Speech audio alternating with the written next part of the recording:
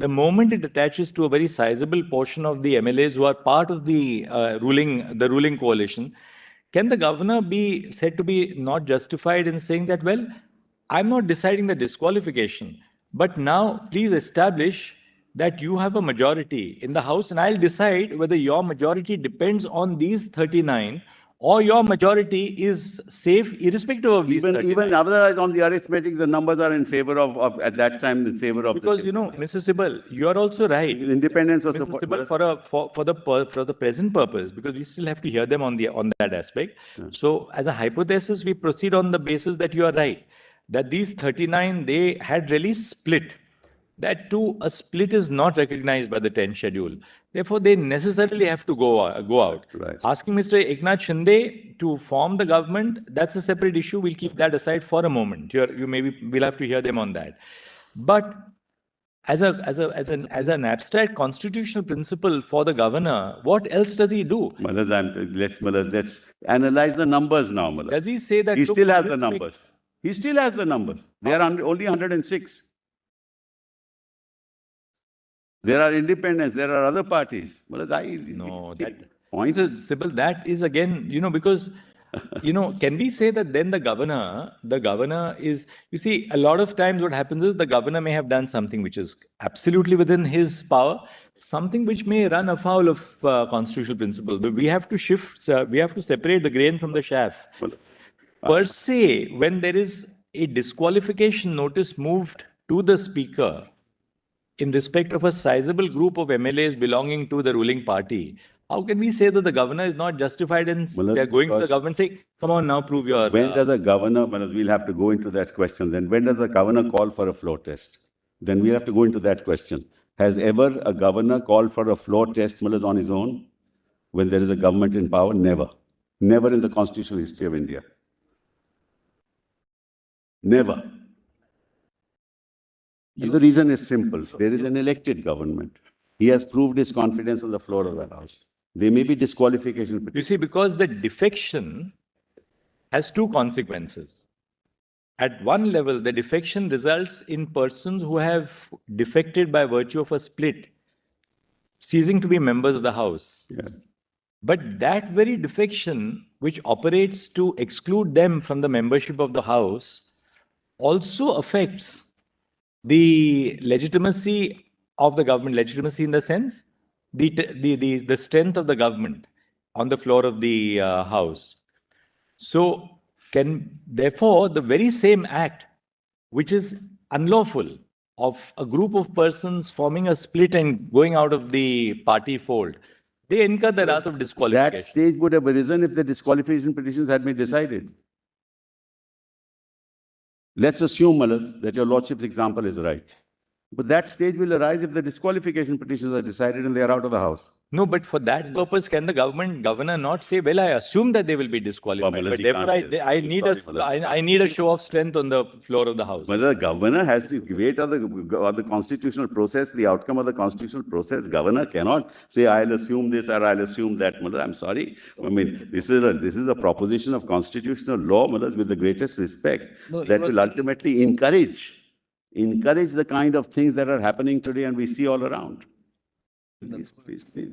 Toppling of the government should be the priority as far as the governor is concerned. Mr. Sibal, you are saying that constitutionally it's impermissible for the governor to take cognizance of any of those events which are all over. Correct. Nevertheless, he has no power to take cognizance of either the 10th schedule notices or even the earlier notices with respect to the speaker. Correct. Or even those representations of violation of the whip and all that has happened in the papers over. Yes. He cannot by himself take cognizance of anything like that at all. Correct. And ask the legislator or the chief minister to prove his strength in the floor of the House. Correct. Because they are part of the Shiv Sena. They themselves say... We are not on Shiv Sena. We are on the power of the governor. That's right. Even then. When an elected government is running the constitutional principle, I humbly submit is the following. If the numbers are stacked against the elected government for whatever reason, they can go to the governor and say, these are our numbers. These are how they are stacked. Governor verifies that issue, verifies the signatures. Normally, Normally, that's a practice that used to happen, but governors now say we don't want to enter into the political thicket. But be that as it may, that may be a possibility then for the governor to say, look, I feel that you have lost majority because these people have come to us. But governor on his own can't do that. This is not no power of the governor to help in toppling an elected government. Whereas you assume governors will act constitutionally, but how many times have you struck down actions of the governor who have acted unconstitutionally? And once that happens, then everybody else will get into the act. All those independents and all those people belonging to small parties. I don't want to say anything more. So, please don't lay down a constitutional principle that will create havoc. But Mr. Sibal, suppose in a given case, yes, not in this case, the majority of the people in power, correct, we were part of the government. They, along with the other party, correct, goes to the governor and says that, sir, correct, the present government, correct, has lost the confidence. We are the persons, correct. In that case, the government cannot. Governor can. Why? Because governor has to set. They are still the party, They are still in the party. It is against paragraph 3. All right. Because paragraph 3 doesn't recognize majority minority. Apropos what my learned brother said, and I remember when we were much younger, there would be that parade of MLAs before the governor. Yes, I don't see that now. That used to happen in the 1980s. Yes. Because that's why, my lord, is the right question, but majority is now prohibited under 3. Just taking the line of, the reasoning which my learned brother put forth, could the governor not say that, well, I want you to demonstrate that you have your majority in the house. All right, I exclude 20 people who have in an 80-member house. I exclude the 20. I learn that there are disqualification petitions against 20 out of an 80-member house. Come before me or demonstrate to me that you still have 40 MLAs before you. But we could have demonstrated and we would have won. If those 40 are, even if they are excluded. So therefore, Mr. Sibal, the governor can, even you... No, I don't agree with that proposition. No, that the governor can certainly say that demonstrate to me that you have 40 out of 80 MLAs in an 80-member house. It's it is not for the governor to say that. It's for those people in the house to go to the governor and say they have lost majority. It's not for the governor to enter into the... Fair enough. But suppose those people, therefore... Obviously, the opposition in the House would say, well, they have lost their 40. In which case, what does the governor do? At a primary level, the governor says, well, now I have learned from the opposition that you cease to have 40 out of 80, which you had originally, or say 45 out of 80, because 20 have now been issued disqualification notices, so that your strength comes from 45 to 25. Now, please, prima facie demonstrate to me that you still have 40. Let me try and answer that. How does the governor then proceed? What does the governor do in a situation like that? Let me try and answer that. Governor prima facie on the arithmetic of the House must first come to the conclusion that the leader of the House has lost the confidence of the House. Absolutely correct. How will he decide that? If somebody goes to him. Somebody goes to him and says, this chief minister has lost the majority, lost the confidence of the House, because now, these are the numbers. Two sets of people could go. Either the opposition would go, or even the defecting MLAs would go. I mean, they have... No, they can't. Why? They will say that, well... We don't support this government.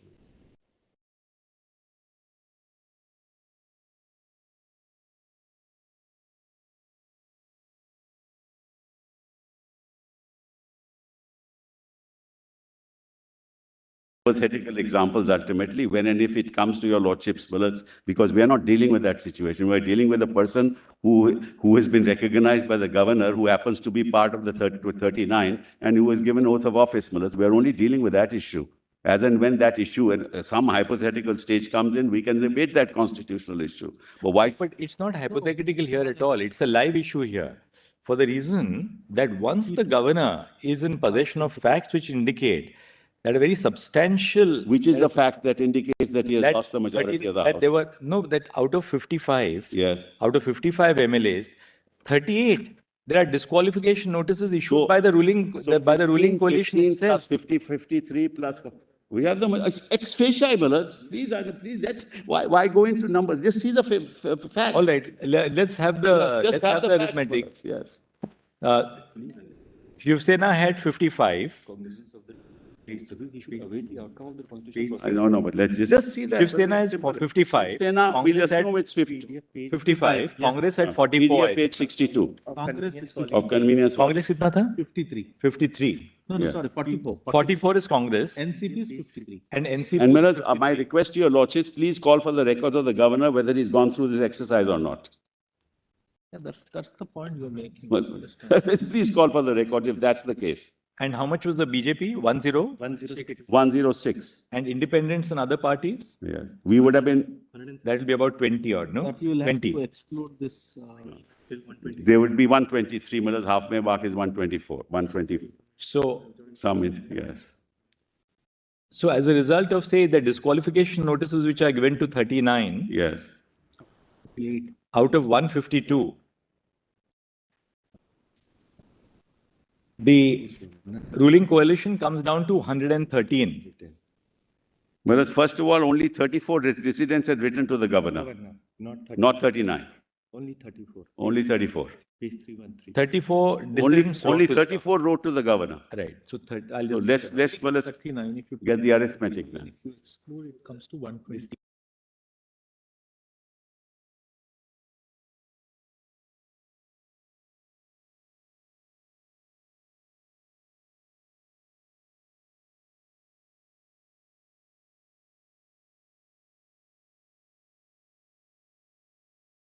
eighteen to 99, 70.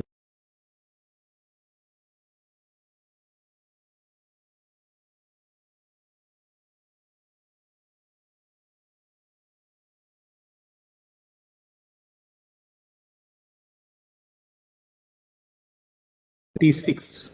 Yes. 246 is the house. Half of it will be 123. Yes.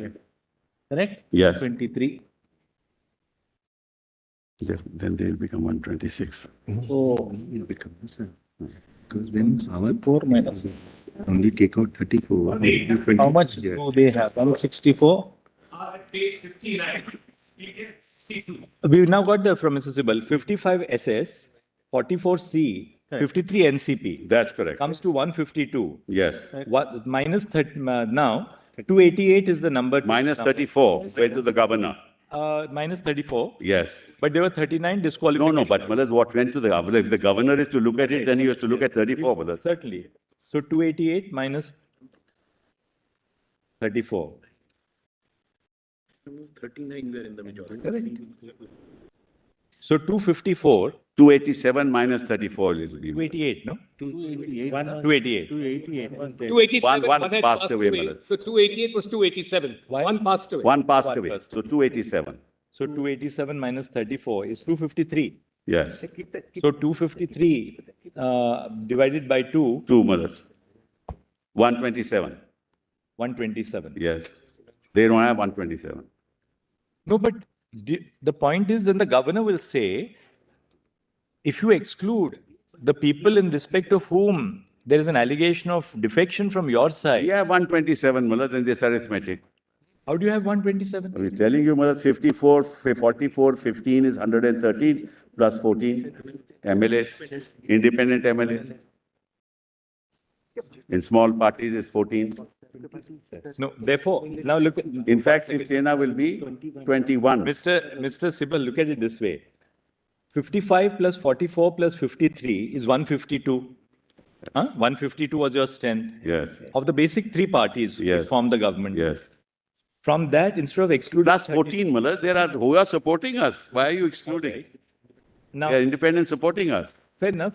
Now, 152 minus 34 also, if you take, you're down to 118, right? Yes, Which is below the 125 mark, right?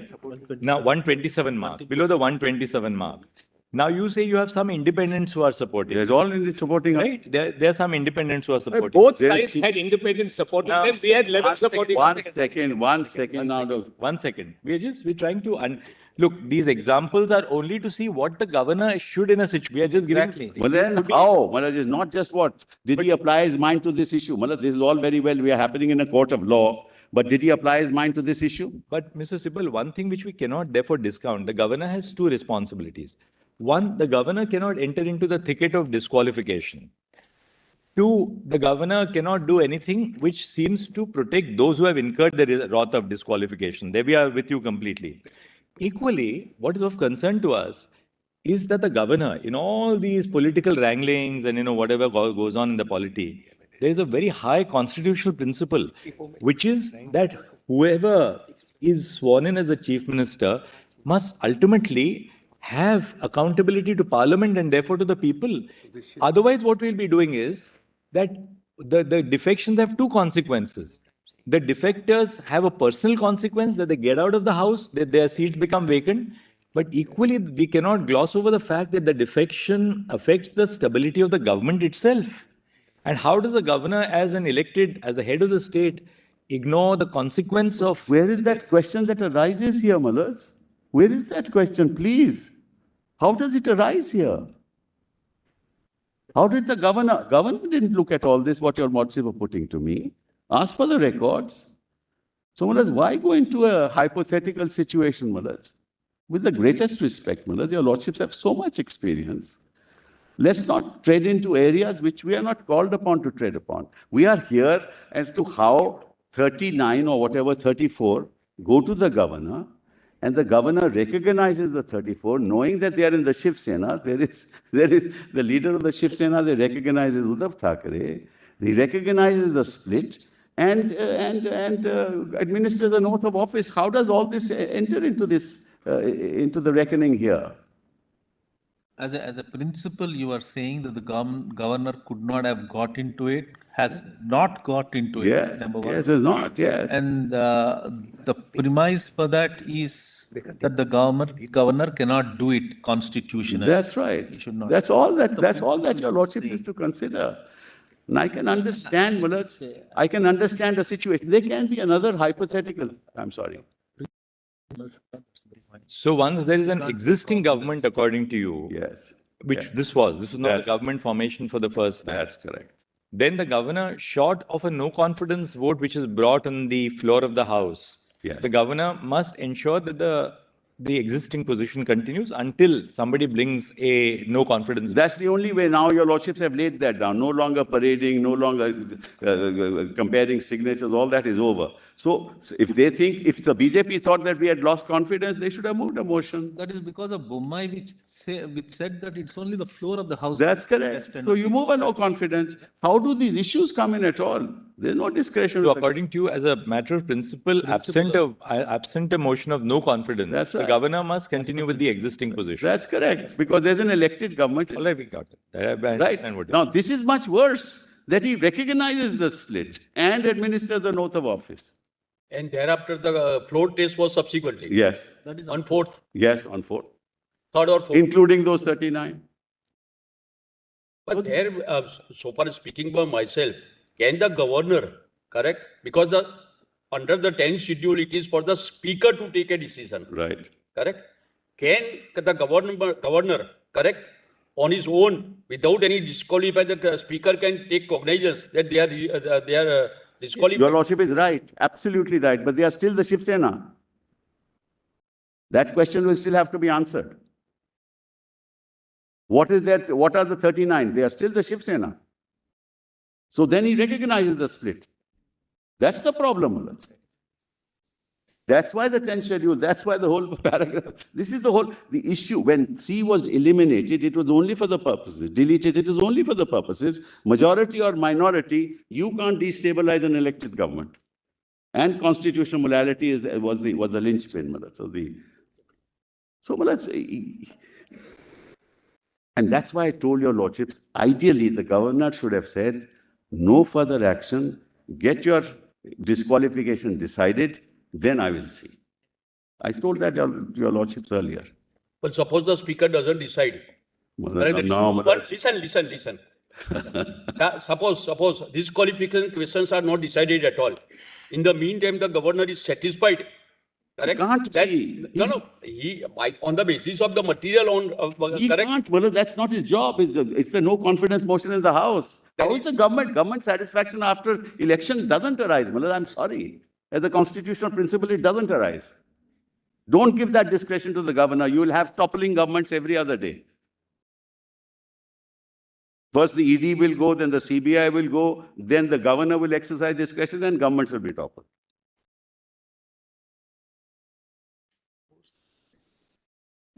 How's the discretion? It's a speaker versus governor. Speaker versus governor, as I had said. So now the flip side of it is that without any chance for all that to be panned out, the speaker shows over anxiety to take up the matter and immediately disqualify all those who are intending to. Well, the speaker should decide. Your lordships have now said within 3 months. This is the judgment of this court, that within 3 months, speaker must decide. Normally earlier, but latest within 3 months. Justice Nariman's judgment was in Megachandra. Meghanchal matter. No, I was telling you about the flip side of it. Is on the one hand, yes, governors over anxiety saying that, okay, you prove the majority. Right. On the other hand, we have a speaker exercising that discretion and says, now come on, you immediately show, I will disqualify all of you. So these are the two constitutional But there's authorities who one is subject to judicial review, the other is not. Difference is one is subject to judicial review, the other is not. all are subject to judicial review. Normal. But once a new government is formed, if he calls for a trust, new government is formed, what judicial review? True. Remedy is a different matter.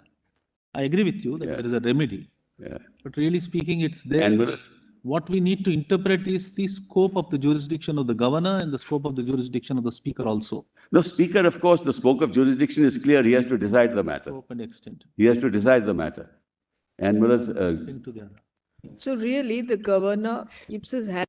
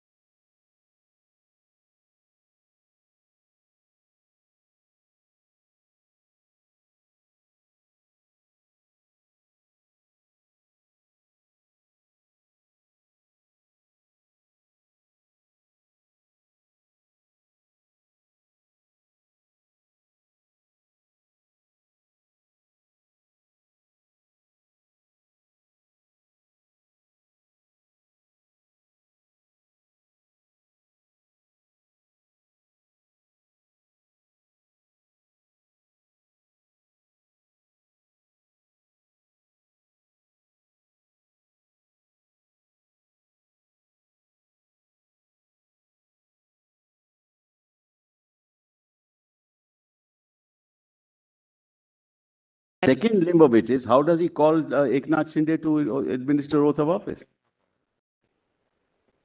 Yes. Normal, it's not just kindly come to pay But I'm para not saying anything right now, but factually, my learned- Please. yes, all right. Factually, he made an incorrect statement Right. that there was no input given to the governor. There were 2 letters sent to the governor which the governor has referred to in a letter to Mr. Uddhav Thackeray before he called for a floor test. Correct, correct, So absolutely. that there is enough material for the governor to once- decide that this government was I weak. think my learned friends, I have to ask the other side. What was the material before the governor on the basis of which he asked Mr. Shinde to form the government? Mullahs, no, that's One, and particularly when he knew that this was really a breakaway faction of the state. yes. How does he justify that? The question is, how do you administer an oath of office to Eknath Shinde? Now, Mullahs, I can understand. Mullahs, there's another situation. There are multi-parties, Mullahs. Not just in this case. There's in several states, Mullahs, we have a multi-party system. Several parties come together. And Mullahs, suddenly a no confidence is moved. Mullahs, or somebody seeks, and in the meantime, some disqualification petitions are pending. At that stage, the governor doesn't bother about the disqualification petitions. There's a no confidence. These fellows will vote. Kindly see, Mullahs, the consequences. We'll take the 39 to be validly members of the House, not disqualified. Disqualification petitions pending. Move a no confidence motion. Now, they can't move a no confidence motion because the 39 will be subject to the whip. So they know that they don't have majority. Therefore, what do? 39 go to the governor and say that now recognize me. So please appreciate, Mullahs, the way to ensure that the government falls is to move the no confidence. Why did they not move it? They could have, the 39 could have voted, they are members of the legislature. They did not move it because they knew that they are part of the Shiv Sena, subject to the whip. The government will sustain, will not fall. So the only way out was this conspiracy. And that was hatched much earlier. That's how they went to Gujarat and Assam.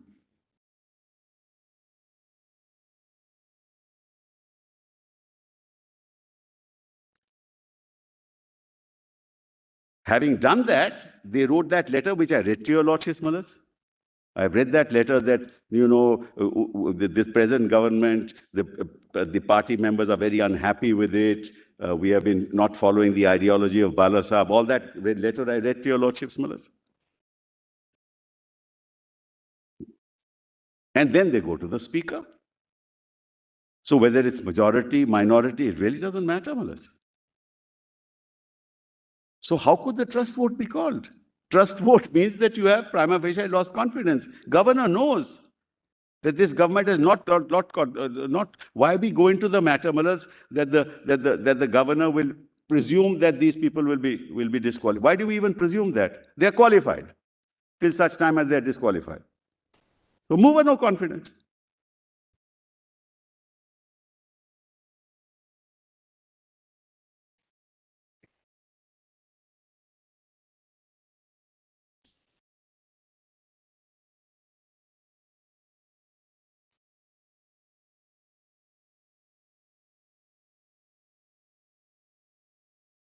So, Mullahs, your lordships must ask the question, why they didn't do that? And Mullahs, let me put it this way. If they were so concerned, Mullahs, they should have voted against the whip. They should have voted against the whip. And if they had voted, this part we are over. Now, Mullahs, I just wanted to point out para 240. 240. The Sarkaria Commission is quoted. I just want to deal with that. Para 4.11.04 of the Sarkaria, Lordship has that. Page 101 of the Sarkaria Commission report specifically deals with the situation where there is no single party obtains absolute majority and provides the order of preference the governor should follow in the selecting of chief minister. The order of preference suggested is an alliance of parties that was formed prior to the elections. Kindly just mark the word alliance. the largest single party staking a claim to form the government with the support of others, including independents. Then a post-electoral coalition of parties with all the partners in the coalition joining the government. Kindly mark the word coalition of parties, post-electoral coalition of parties.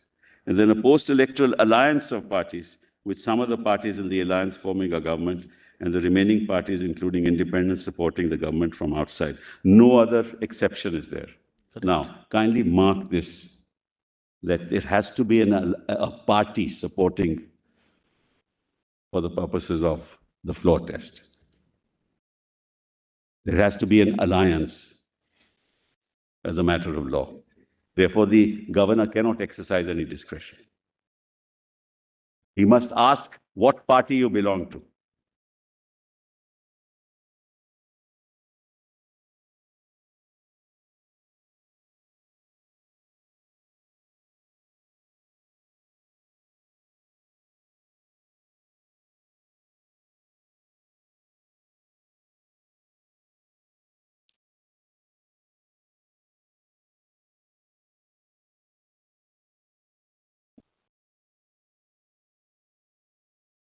I'm done with this issue, Malaj. Now, just two more issues and I'm finished, Malaj. Number one, your lordships have not noticed that Gugavale was appointed as the whip from Assam.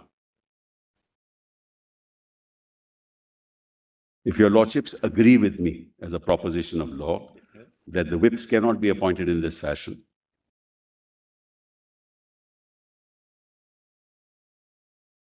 ultimately the speaker, once that government is formed on the 3rd, recognizes Gugavale. Right, Manoj? And then I am issued, our legislators are issued a notice for disqualification on the 8th of July. If your lordships agrees with my proposition of law that whips cannot be appointed in this fashion, then our notices should be quashed by this court. Subsequent notices. Your notice. Under 2(1)(b) or 2(1)(a). Yes. Against us. Notices against us. Correct. Yes. 2(1)(b). 2(1)(b). Yes. But they are virtually non-issue, right? No, it's not a non-issue. There's a notice of disqualification against me because they say Gugavale gave a whip. You are right. You are right. So, it's a live issue. Legislators whip. Correct. Not the political parties. Yes, legislators whip. So, therefore, my request to your lordships is that notice for disqualification must be struck down by your lordships. If your lordships, of course, agree that you cannot appoint a whip from outside.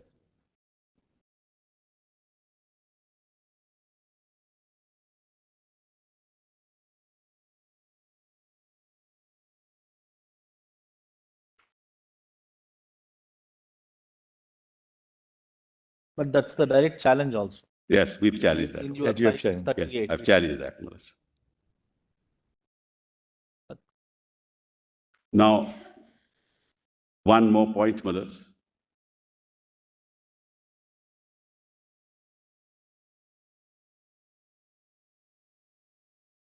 Your lordships, Melissa, in September, when a whole petition was argued that the Election Commission should not proceed, your lordship said no stay.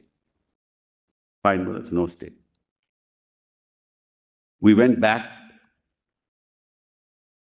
Melissa, what happened was we thought, and this is we interpreted the order to mean that the proceedings before the commission should go on.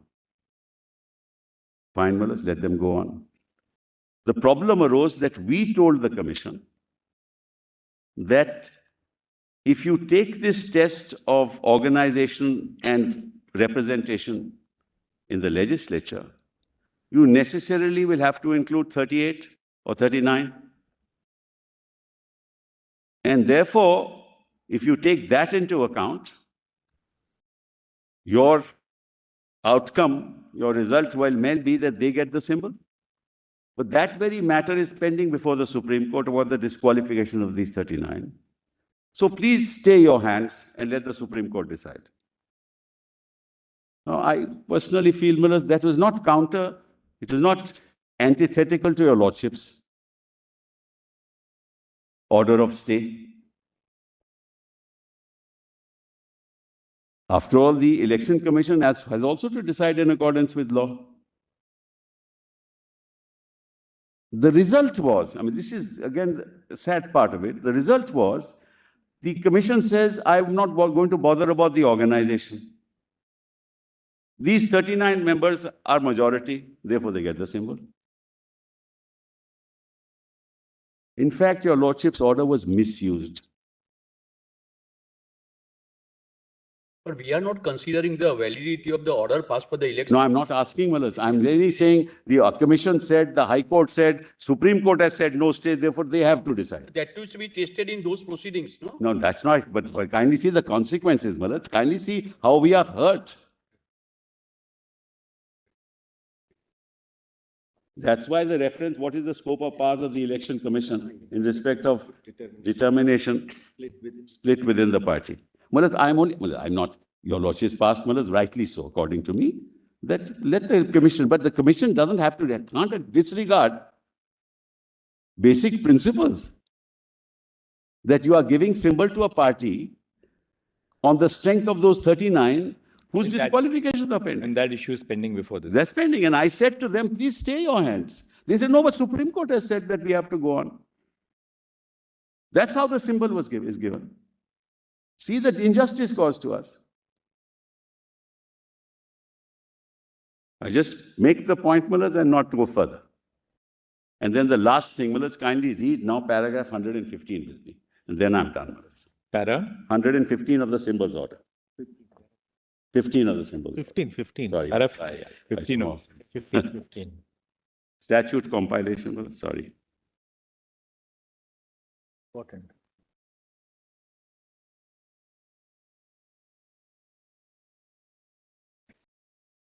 Page 91. It starts, 15 is there. Page 91 it starts, Malas. And paragraph 15 Page 103. is at page 103. PDF 103. To negate.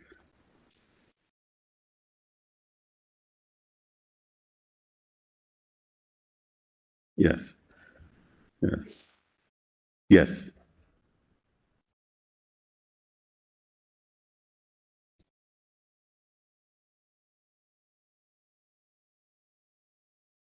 Says, Malas, when, lordships have it, when Yes, the please. commission is satisfied on information in its possession that there are rival sections or groups of a recognized political party, each of whom claims to be that party. Well, I'll just stop here.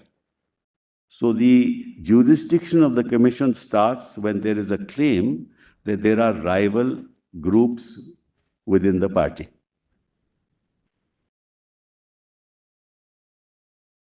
And it must have evidence in its possession, information in its possession, and must be satisfied with the information that is in their possession, that they are rival groups.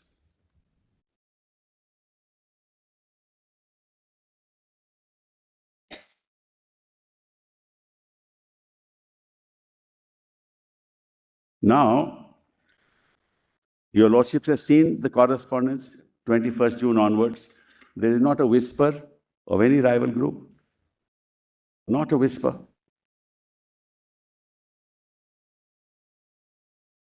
It's only the 39 sitting there.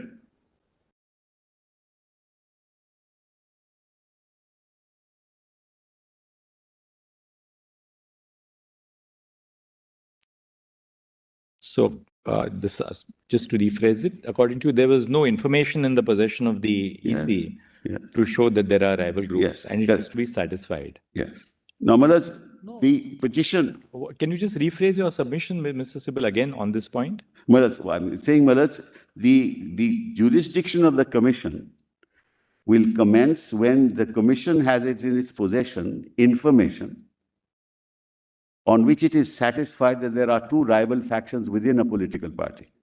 Right. And in this case, what is the... Now, Maharaj, kindly see. Therefore, in the context of this 10th schedule, Maharaj, now just that proposition. In the context of the 10th schedule, the only way you can get a symbol is when there are two rival factions within the party. It has nothing to do with the 10th schedule. No, this has nothing to do with the 10th schedule. Correct. Right? So, Malas, there has to be a faction emerging. Take, for example, Malas, majority of the people in the 10th schedule, are with Thackeray. Let's assume all 55 are with Thackeray. Then also para 15 Malas can be invoked. By somebody making an application. Because 15, didn't understand you what you're saying. para 15 refers to the party. That's right. So, Malas, the split has Schedule refers to correct. The what you do on split the has floor to of take. the House. I'm agreeing, Malas. I'm saying exactly Right. that split has to take place within the party. Right. That split did not take place on 21st June or immediately thereafter. Never took place. A petition is filed on the 19th of July. Correct. 19th of July. Just note that, Malas. 19th of July. 19th of July. 19th July, absolutely. Correct. Right. And on the 18th of July, it is alleged, what is submitted along with the petition is minutes of meetings.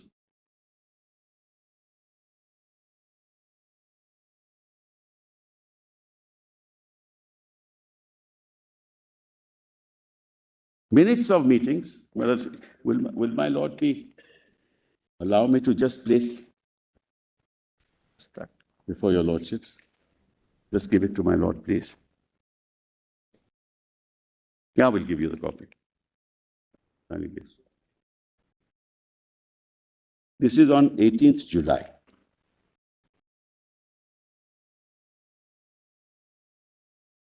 The matter was fixed in this court on 20th July. The all petitions were to come up for directions. So from 21st of June to the 18th of July, nothing happened. No faction, no claim for faction.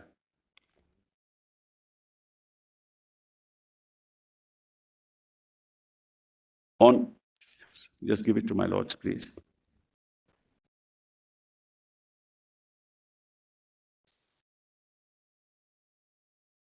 Now, let's, on 18th of July, just kindly come to page 7 of this compilation. What is this? Mr. Uddhav? Oh. Minutes of meeting of? Minutes of the meeting. Of Sena Translation of the Pratinidhi Sabha. Page 7. Typed as page 7, Manoj. Where is the Marathi start? Just, I can read the English. Previous to that is the Marathi, Manoj. What page? It says on top. It says on top, page 48. 48. 8. 3 pages before that. 3 pages before that. Or before Malas, the English version.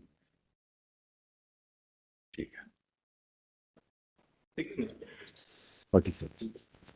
Now, what do you have here? Your lordships may take it, there is no summons for any meeting. No venue for any meeting. No time for any meeting. No signatures obtained at the meeting. Nothing. Just note that, Malaj. No time, no place, no date is given 18 July, no summons. I suppose this is a meeting of the Pratinidhi Sabha of the Shiv Sena.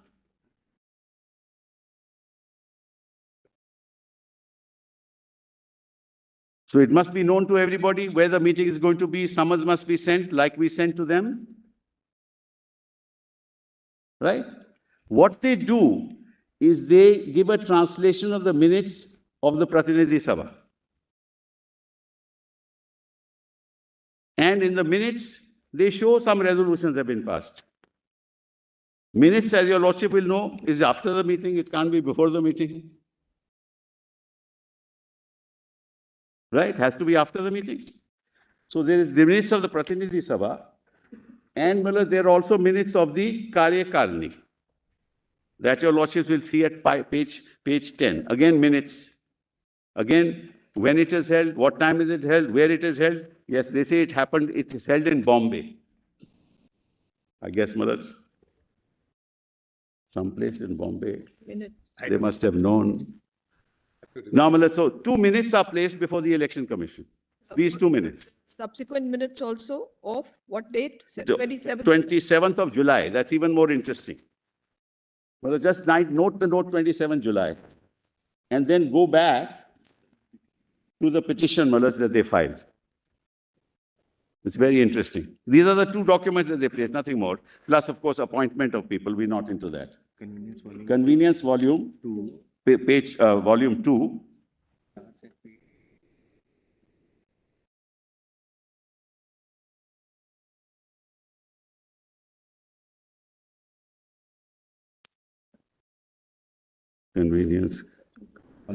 Convenience volume 2.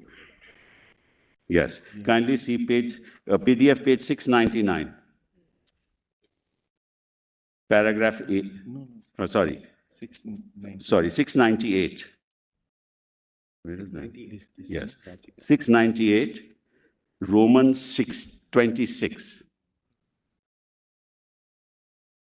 PDF page?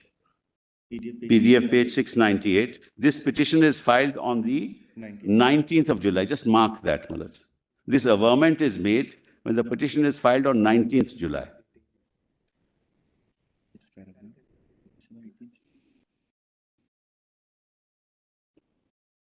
What is the page number, Council? Page number. 698, Malas. PDF 698.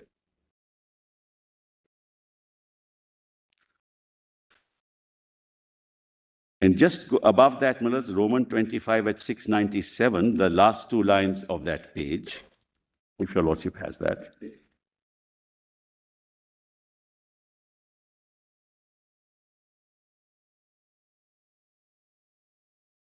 Just what is this document that you pointed out? It says, further, a meeting of the Pratidhi Sabha was convened on 18th of July. Your Lordship has that sentence? Yes. Whereby the petitioner Eknath Shinde was appointed as senior leader and Shiv Sena Mukhya Neta, main leader, minutes of the meeting of the Pratidhi Sabha. So they say minutes of the meeting are there. No meeting, no place, where it was held, when it was held, who was summoned, nothing.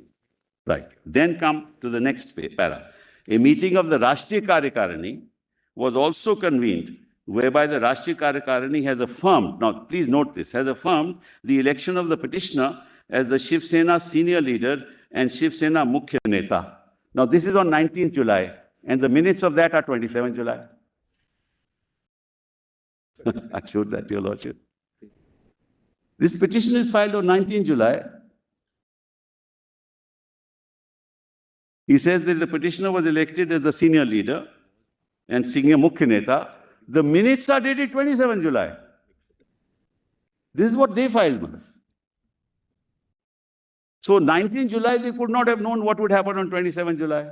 And that also minutes of meeting. These are the only two documents with the commission. That's why I read paragraph 15. These are the two documents with the commission.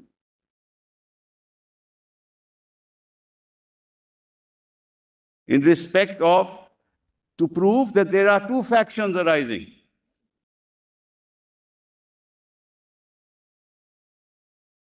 And second document was submitted during the course of hearing, but be that, I don't want to go into that. I'm just only interpreting 15, 15. This is the documents in their possession, information on the basis of which Election Commission is satisfied that there are two factions within the party. So minutes of meeting. Well, that's. Where are the minutes of meeting here in this compilation page, PDF page? Yes, we just shown that one. Here, and it's not there. That's why we. It's not an annexure. That's why I gave that to your Lordship. Just a symbol, but that's not an annexure to the petition. Are we right? It's not here, Malad. That's why I gave your Lordship. No. Where are those What minutes? I'm just, let me hear, my Lord. What you have read of this para 26, para 25 refers to annexure P5, which is the minutes of the meeting of the. We haven't put it, Malad. That's minutes. We don't have. But the petition also does it and close it is what we are trying to Yes. understand. That was handed over, Malad. It doesn't say. That's why we gave it to your Lordship. That is on the 27th. Yes. So now it says 27th. This petition is filed on 29th. These are.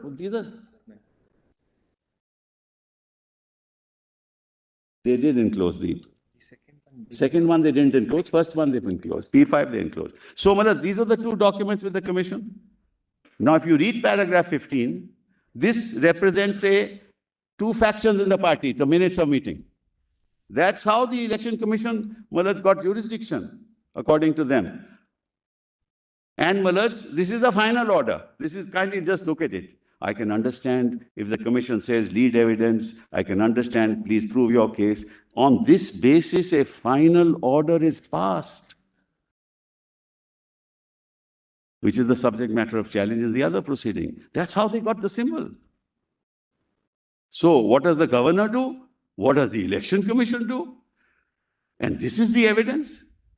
And then we have to, we must ensure, we must trust that all institutional authorities function in accordance with the law. And if this kind of manipulation takes place, Malad, in the processes of institutional decision-making, where we go, Malad, where we will go, I don't know.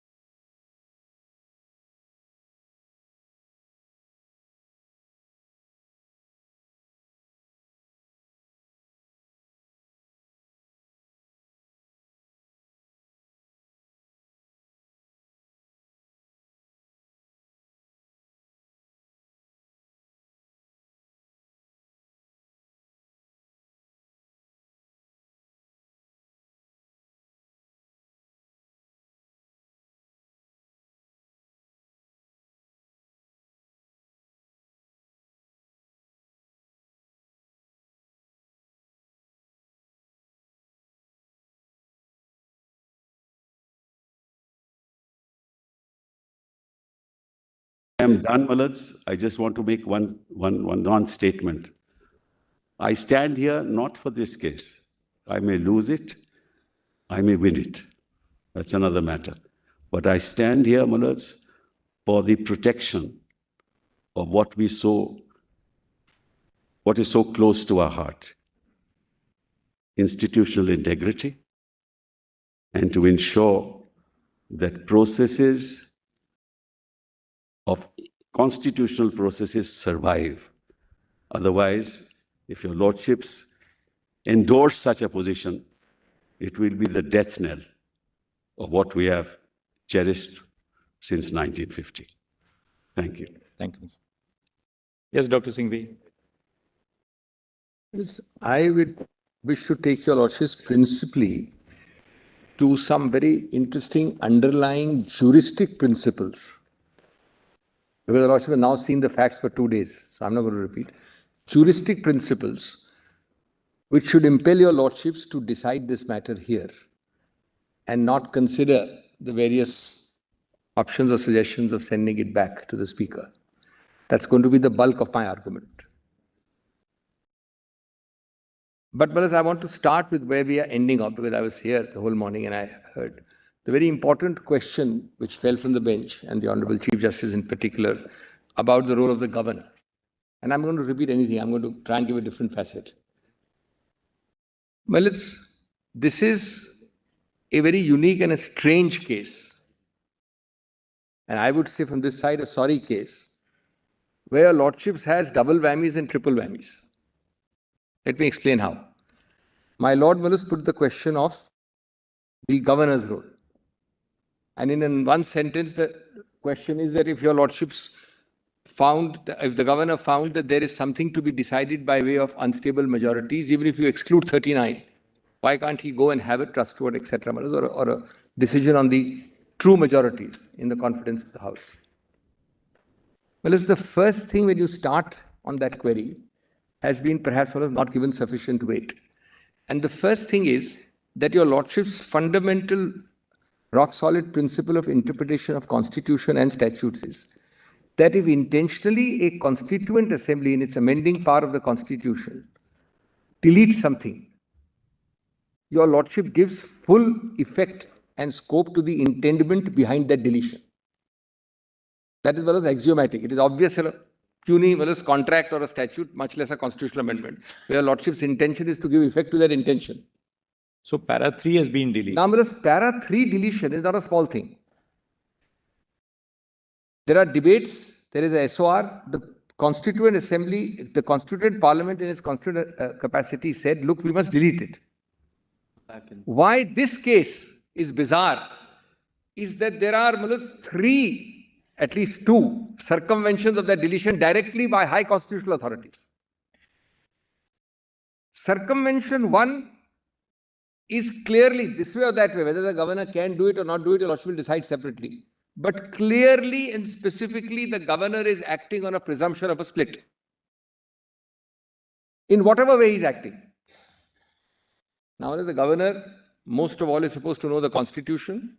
All of us are supposed to know the Constitution, and ignorance of the law is no excuse, much less ignorance of the Constitution. There is no system, and I'm not talking of your Lordship's narrow question of trustworthy, non-trustworthy. There is no basis on which your Lordships can reconcile and harmonize the factual invitation and oath giving on the one hand with the legal deletion of para 3. That's my proposition. The two are irreconcilable. And that is a very major constitutional sin underlying this whole supposition and context.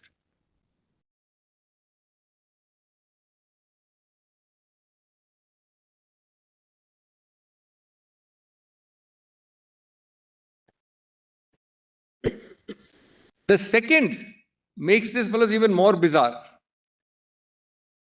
There is no counterpart to curiouser and curiouser. It can't be bizarre and bizarre. Well, there is a direct finding in not one but many paras of the EC order that this is a split. I'm not asking a Lordship, Justice Shah is right. We are not on the appeal on that. That's not the point I'm arguing. I'm on the context, Wallace. People are here going around merrily on the assumption of a split, then the Lordship might as well wind up the 10th schedule, the constitutional amendment, the deletion. What's the point of it? I'll give the paras, there's more than 4 paras or 3 paras in the EC. We'll just give the paras. Yes. Now, Millets, therefore, your Lordships and those cases don't have to be given to your Lordships of elementary forms of interpretation that if I delete something, your Lordship gives effect to the deletion. I'll supply them, Millets. It's not necessary to do it. The second answer was the second Millet's response in the larger context of that query. So this is the first response. The second is, Millet's, your Lordships decides cases, not that your Lordship decides the narrowest of narrow issue, your Lordship decides the whole context. But your Lordship doesn't decide beyond the context of a case. Your Lordship is very careful, otherwise the things of biter and all that come in. And your Lordship doesn't have time to spend on hypothetical questions. But let us see the context. The context of this case can be divided into broadly 3 or 4 categories. And that context makes it clear that your Lordships need not be bothered about the governor coming into the picture at all. The first phase of this context is the expedient of giving a disabling notice. I call it a disabling notice before I intend to defect. Now that will be awaiting your Lordship's decision on Nabab. So phase 1 or part 1 of this context is disabling notice. Your Lordship must decide in Nabab. That's the whole argument we made for 2 days. But clearly the context is that step 1. And if that is wrong, then a lot of things fall down. And that is wrong in case a Lordship doesn't agree with the literal text of Nabab. The second part is that we are also forgetting repeatedly the object of the 10th schedule. Well, as more than any other jurisprudence in this part, subject of constitutional law, are cases again and again talking of 2 things. The evil prior to 84, the object of plugging that evil, the mischief rule, and what your Lordship is doing by the 10th schedule.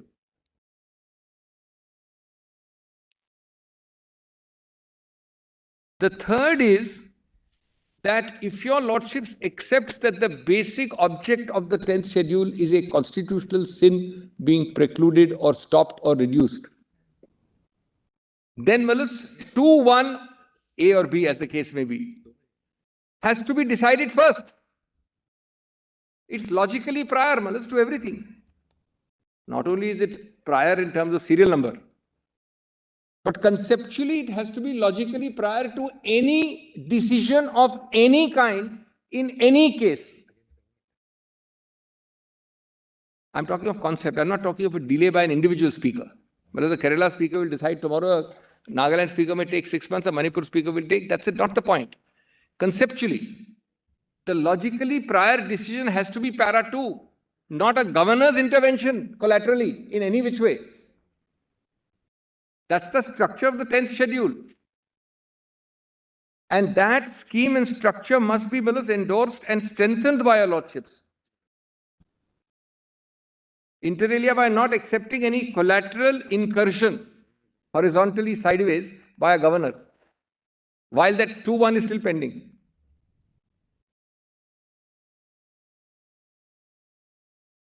The fourth.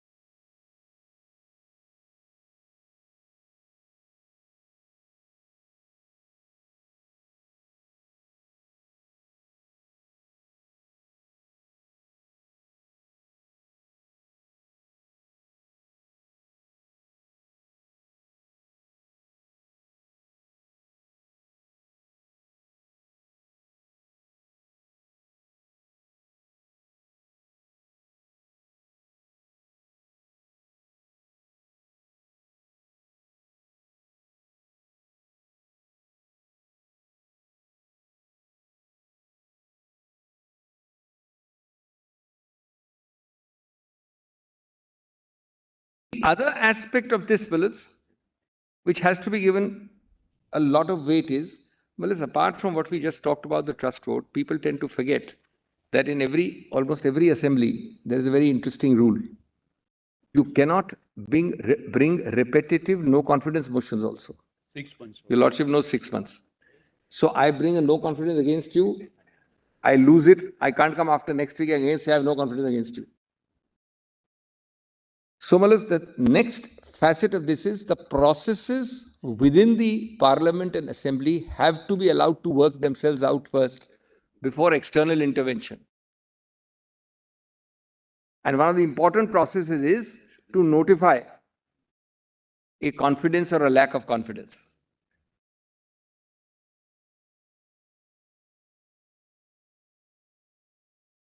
If your lordship is so careful about not even allowing repetitive bites at the apple to destabilize a government,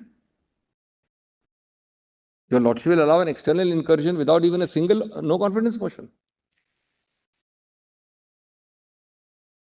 I'm not repeating, I'm giving lordship in addition the larger context. Not even an attempt. Whereas, as they say, the proof of the pudding is in the eating. If you have the confidence, move the no confidence. It's your lack of confidence which makes you not move the no confidence. Because you know how the no confidence will be met. And may the best man win. If you have the guts and the courage, do it. Whatever will happen, will happen. That's the process of democracy on the floor.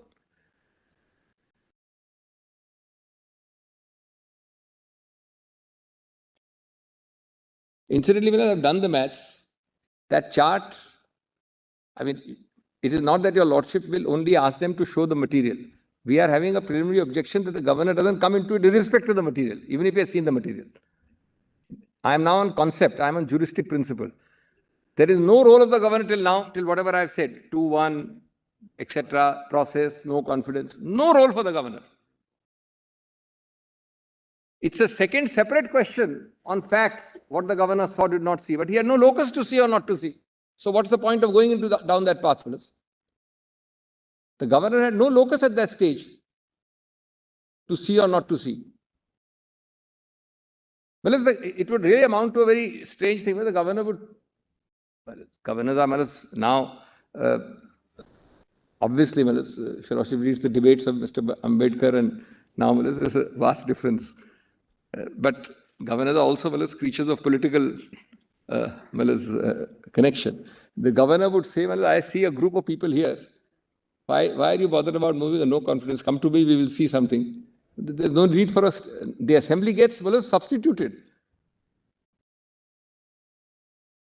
You'll be circumventing and short-circuiting the entire process of a no confidence on the floor. Yes.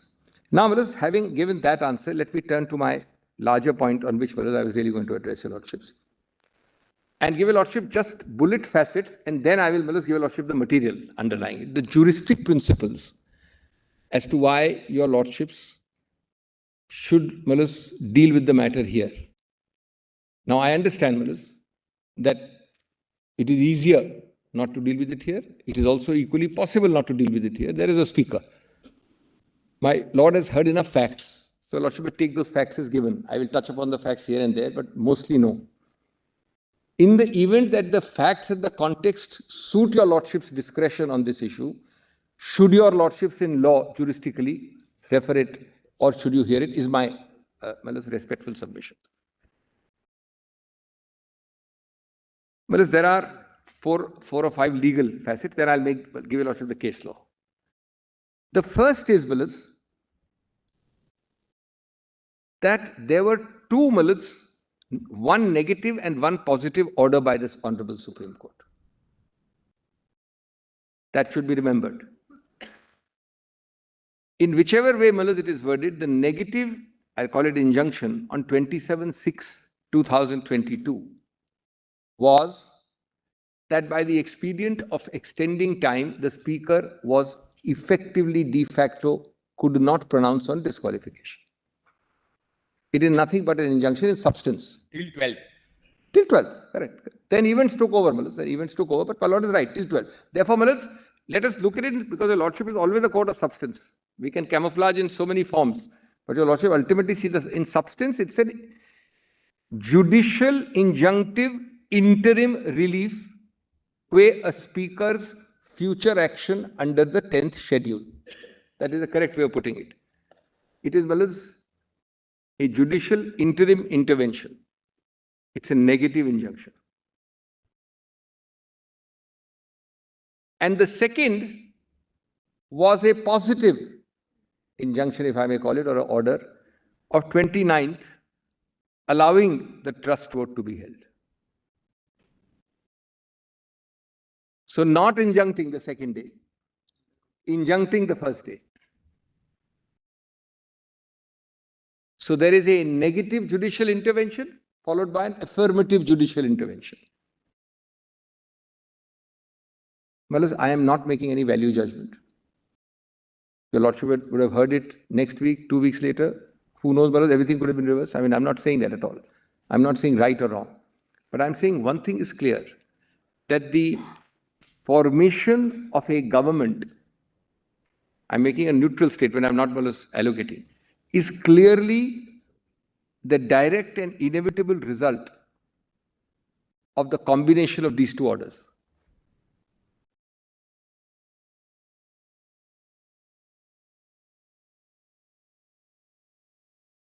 Your lordship would have heard it next week and upheld it. So lordship would be right. Your lordship would have reversed it. Your lordship would be wrong in the interim then. That's not the point. The point is, let us not see this case in the abstract, in an ivory tower, unrealistic approach. Let us see it in reality. We have to smell the constitutional coffee, if I may say so. The reality is this, that absent these two negative and positive orders, your lordships cannot have this consequence of a change or a new government. This will have, correctly an effect on your lordships needing to decide this year.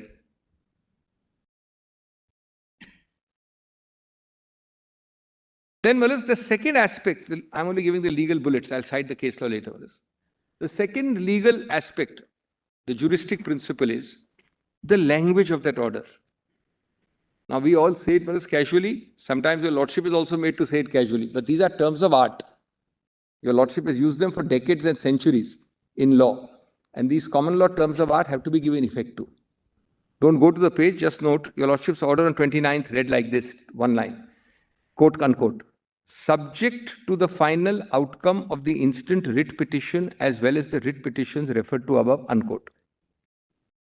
That's your Lordship's order. This is my second facet. Subject to the final outcome of the instant writ petition as well as the writ petitions referred to above, which means the whole batch of writ petitions. By then, many petitions had come. What is the meaning of this frequently used phrase? And normally the phrase doesn't come up, Alice. Your Lordship has some very, forget this case for just 1 minute. Your Lordship has some very interesting examples in building law and construction. Well, the first time your Lordships ordered demolition, the first time, not now, of a 20-story structure was almost 15 years ago. Ironically, I think the second one was also from Lucknow. Both are Lucknow examples which came here. Your Lordship had passed only subject to. Construction will go on. Ultimately, your Lordships held against. Your Lordships ordered demolition. Demolition, in that sense, with people living and concrete and mortar in the building, is much more irreversible than merely a political thicket or a scrambled political egg created from 22 to now. Now I come to what subject to means. The object of this phrase subject to are two and threefold. One is that your Lordship's speaks in rem, not just bilaterally between the parties. Your Lordship speaks to the whole system, to the whole world. And second, your Lordship is giving a fair warning that everything which is happening after this is subject to, but on your risk and cost. And thirdly, your risk and cost means all consequences, equities, vested rights, all status quos you create each day after that. Is it your risk and cost? We are warning you. Don't blame us later. That's the meaning, of this, and I'll cite a case presently on that. Therefore, the moment, either your Lordship doesn't say it, the moment your Lordship says that, no one can come and plead equities, vested rights, events, scrambled egg, irreversibility, etc., etc. Because your Lordship takes into account this in advance. If your Lordship passes subject to today, it is different from passing in 2022 June.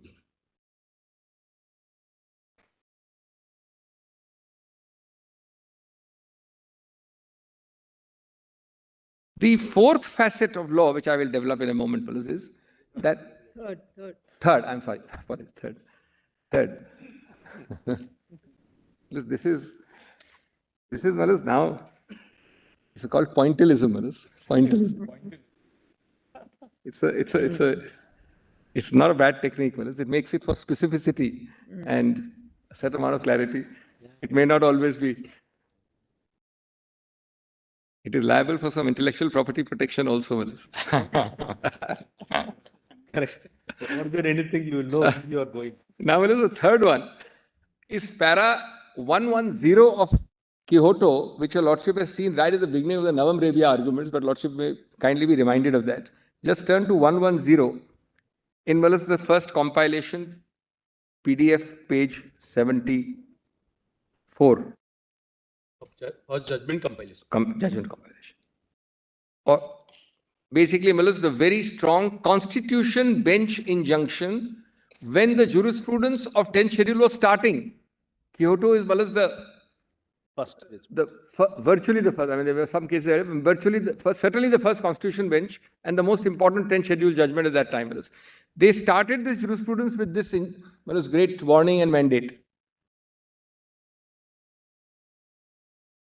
PDF 134 or 74? 74. 74, the Quixote starts at 134. At 134. Para 10. Para 110. The full thing is good. In view of the limited scope of judicial review,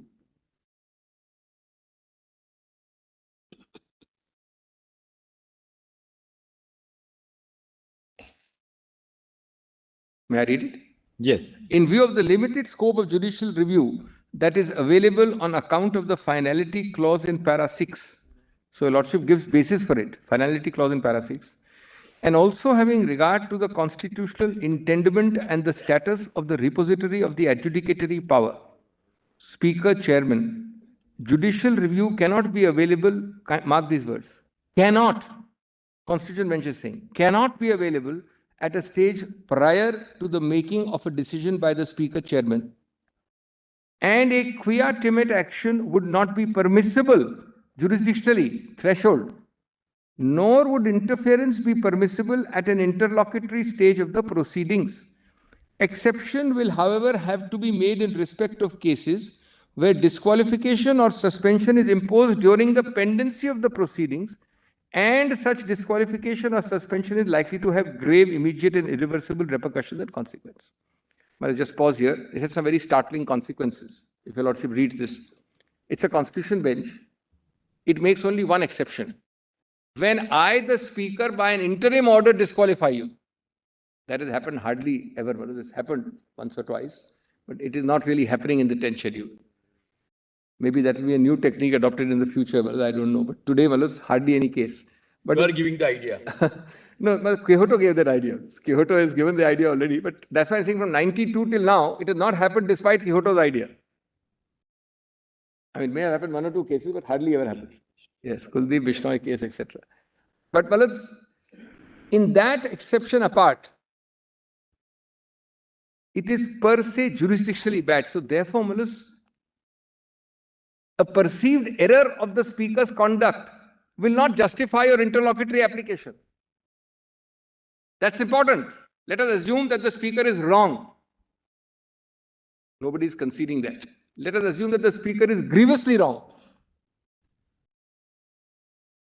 That will not justify circumventing of a constitution bench by saying, normally we will not interfere, but here, by a matter of degree, I opine that he is grievously wrong, therefore we will interfere.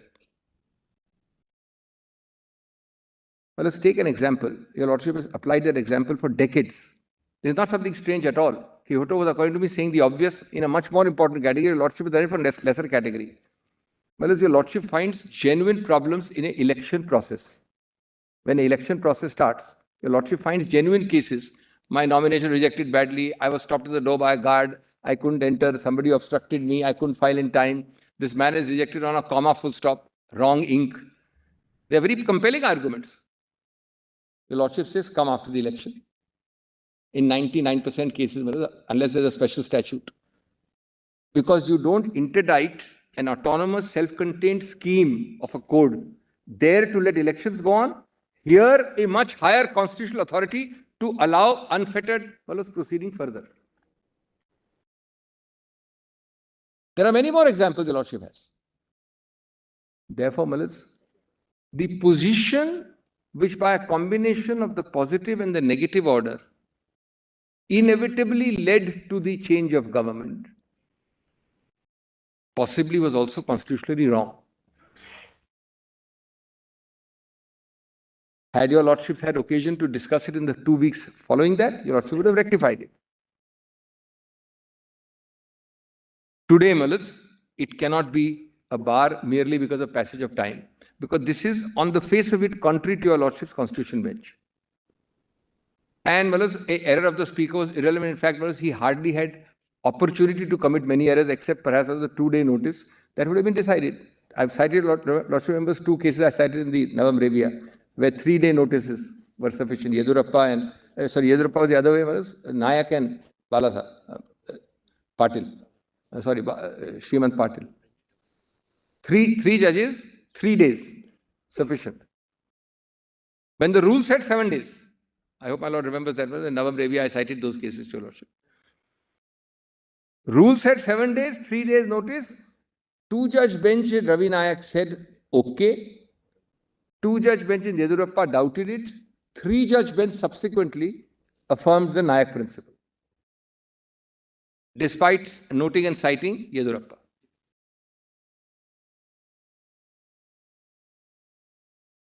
Then, the 4th facet is that the more important and the more general principle, but equally important, that your lordships respects co-equal organs.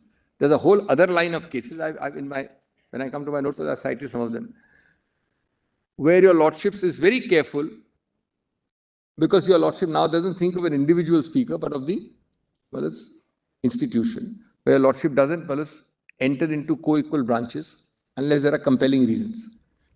So respect between and mutual balance between judicial and legislative organs is the other legal principle which has to be kept in mind, and all this goes towards making the non-interference principle at that interlocutory stage. Then the other facet which your lordship in case law has used is, there may be a rarest of rare exceptional situation where your lordship passes interim orders, not in this case, no case, I'm saying generally. Now I'm not going to tension you, to maintain a status quo. But your lordship is very, very sensitive and cautious and careful to create a new status quo by an interim order. Maintaining a status quo and leading to the creation of a new status quo are two different principles of law looked at and dealt with differently by case law. Here clearly a new status quo was created.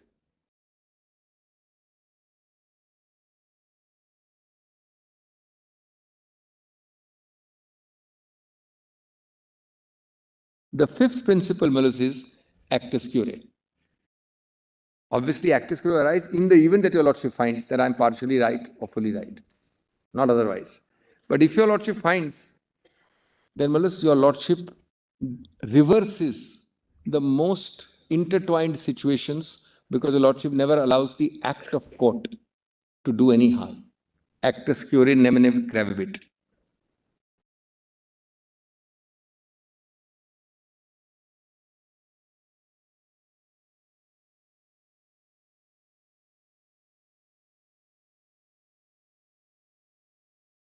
The sixth facet is that if there is a right made out, I'm sorry, my apologies. No, six. Seven. Next. Actually, I dictated these later on, so my numbering is also in A, B, C, D, E, F, G, because the main submissions are below in 1, 2, 3, so I don't have those numbers. But your lordship is right, I'll say next, your lordship will have your own numbering. Yes. What your lordship, I'm sorry, this is not that we are using Latin. Your lordship has warned us in recent judgments against using Latin, but these are basic principles. The other one is ubi ius ibi remedium. If your lordship finds that I have a right, in this case a constitutional right, made out by all this which we have been arguing, then at the end of that right to say that I am remediless. The remedy which is effective and real is only a reversal of the status quo ante, as would stand immediately prior to the consequence of those two orders in June. The consequence being the change of status quo on 4th July? 4th June. 30th June is the swearing. 30th June is the swearing. I'm sorry, not 4th July, 30th June. So it must be a status quo ante. In the event that your lordship applies the principle, obviously ibi remedium doesn't arise unless there is ibi use. If I don't have the use, I don't have the remedium. But on the assumption that I have, then your lordship will not be told it's a fait accompli. So what would then be the consequence, Dr. Singhvi? What does the court then, logically, what would be the directions of the court? Logically, the direction is that that particular act of swearing in is wrong, and your lordship will have the whole thing done again. Your lordship could then, to give a lordship, give a substantive answer. Yes. What will be the substantive directions then? Yeah. Now, I am giving your lordship a substantive direction. Of course, I will develop the law which has yet to come. In the event that is correct, and that is the majesty of the law, that is what your lordship means when your lordship demolishes 25-floor buildings. And the message goes that your lordship is ultimately establishing the supremacy of the law. Supremacy of law is by no other means except by result, by actual de facto on the ground result. The rest remains paper and words. it would be, Malas, a reversal of that oath. I'm being very, Malas, formal and constitutionally proper. A direction. Oath is on 3rd. No, I thought 3rd, Malas, is 30th. I also thought 3rd, that's why I said 3rd. Apparently it's on 30th. Because on 29th... that's right. Night That's correct. That's correct. Of course, Thackeray That's resigned correct. 29th evening. That's correct. Doesn't matter, 3rd or 30th, but reversal of the day before that. Second, well, for the purity of the process, your Lordship will, there is still a Deputy Speaker, should decide what he would have decided but for Lordship's injunction. Because your Lordship is now counting the status quo ante on the but for test. But for these two orders, what would have happened? Obviously, only this would have happened. There would have been no swearing in and there would be a decision.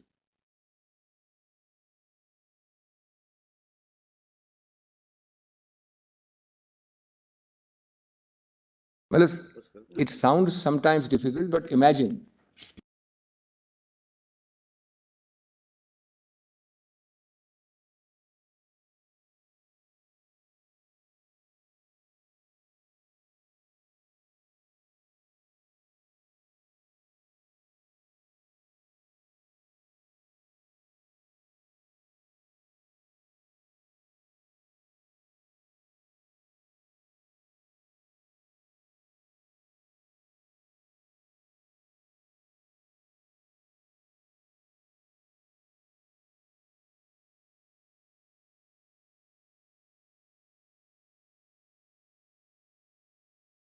Yes. So far as kindly note. Dr. Singhvi. Yes. When you are on the interim injunction, not granting interim injunction on 29th and to see that the status quo ante is maintained, it was only with respect to the floor test on 30th. And he resigned. That's what, and Lordship was asking. No, 1 minute. You can read the... on 30th, on 29th, he resigned. The order dated 29th, not granting injunction was very clear. That the floor test on so-and-so would be subject to the... Floor test on 30th would be subject to the ultimate outcome. Correct? Now, in that case, correct, raise the question of status quo ante. Yes, correct. I'm very grateful. On the basis of the 29th injunction or not granting injunction. I'm very grateful for a query. Your Lordship was put it in a different way earlier. I must answer it again. It's very opportune at this moment. Mills, there are two answers. One answer I gave 3 minutes ago, Mills. Your Lordship's court is a court of substance. Always. Not of form. Let me develop it. I'm answering only my Lord's query. Paramount is substance, the heart of the matter. It is true that on that day, on 29th, nobody would know what would politically happen on 30th. And it is true that the technical word used is trust vote.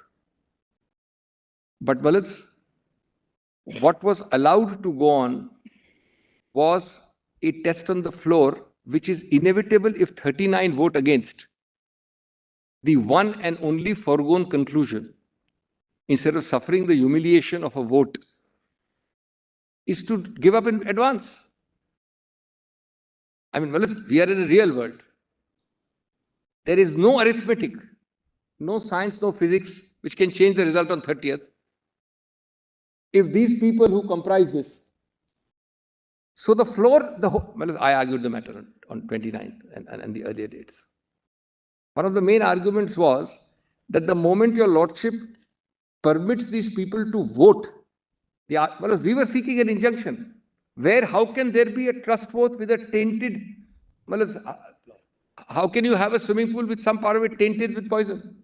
No, therefore your submission seems to be... That was not accepted. That not granting the injunction, yes, correct, would in fact had facilitated those 39. No, it was an additional argument, Balus. I'm very grateful.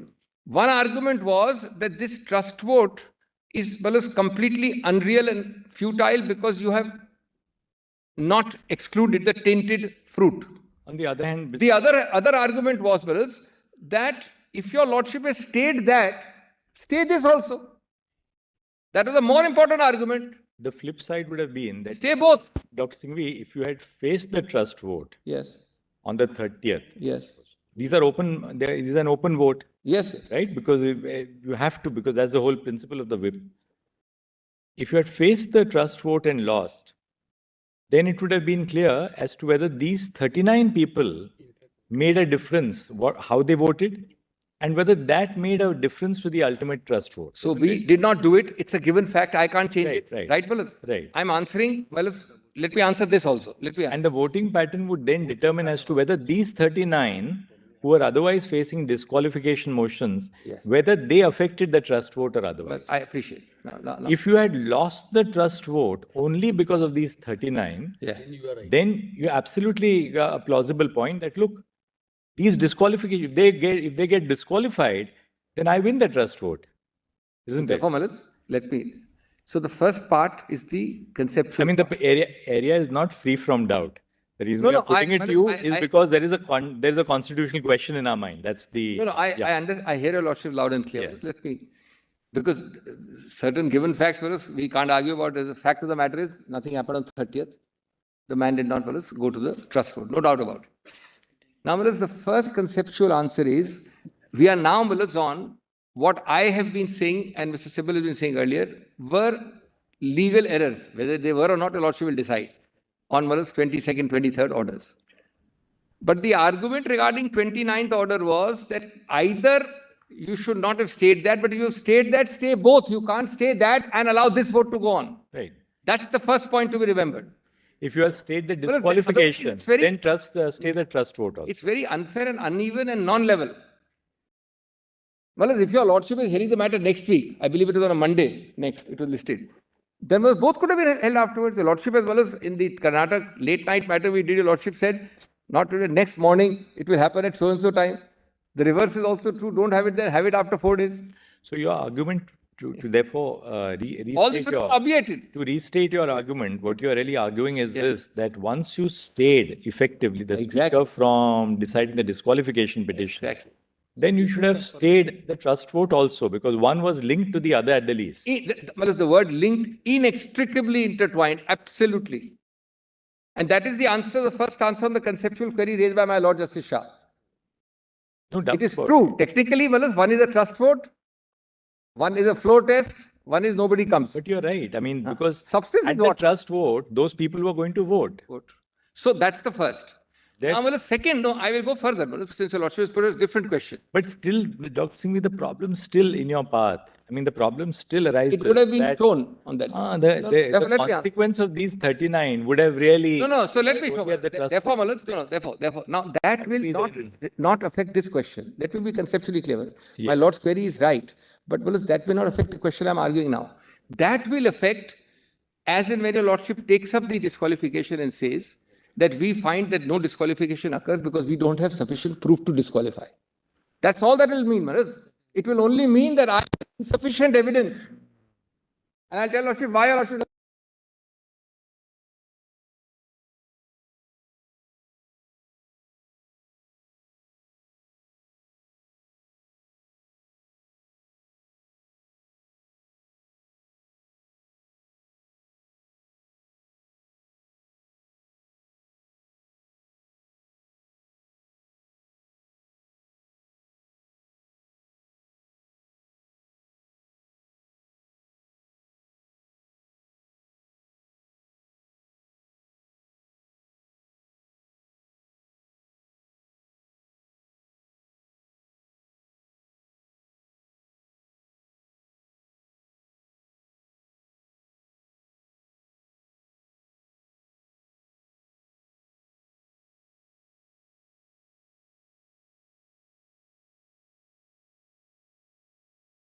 Nabam says, applying Nabam here, the speaker could not have decided. I mean, I'm not putting that against you, but I'm just trying to analyze. As the principle today stands. As the principle today stands. Correct. Nabam says that where a motion for the removal of the speaker is pending, he cannot decide the issue of disqualification. You say refer Nabam to a larger bench. But suppose you take this, that well, these 39, that Nabam therefore should not be construed to prevent the speaker from deciding disqualification. Yes.